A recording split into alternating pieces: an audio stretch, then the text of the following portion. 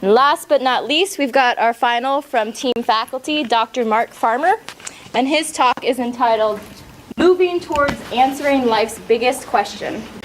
In my opinion, there's two really big questions in biology. The first is the origin of life itself. How did life emerge from non-living biochemistry? The second question is, from those earliest cells, how did it diversify into the wondrous, beautiful world that we see today of biodiversity? And that's a question that was largely answered by Charles Darwin. My research focuses on sort of the intersection between those two. Namely, how did the complex cells that give rise to all the plants, animals, and fungi first arise? And in order to do this, I study a group of organisms, single-celled organisms, that still retain some of those, I think, original features. So when I think about biology, I don't think just about how life is today, but I try to imagine how it was 1, even 2 billion years ago. In my laboratory, we're studying one such structure, the cilium. And if you know anything about cilia, you may have heard them referred to as little tail-like structures on cells that kind of push a cell through the water.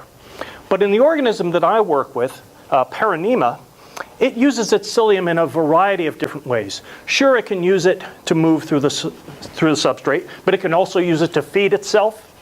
It can use it to detect obstacles in its way. It can use it to sense light. It can even use it for lovemaking. And I'm not going to show that one. We think that the mechanism by which this takes place is related to a group of proteins known as IFT that are within the cilium. And the IFT complex actually moves up one side of railroad tracks, deposits its cargo at the growing end, and comes back down the other side. And in doing so, it actually changes the shape of the membrane of the cilium. And we think that this small change in shape is what's responsible for allowing these cells to do something unusual, which is to glide along the substrate.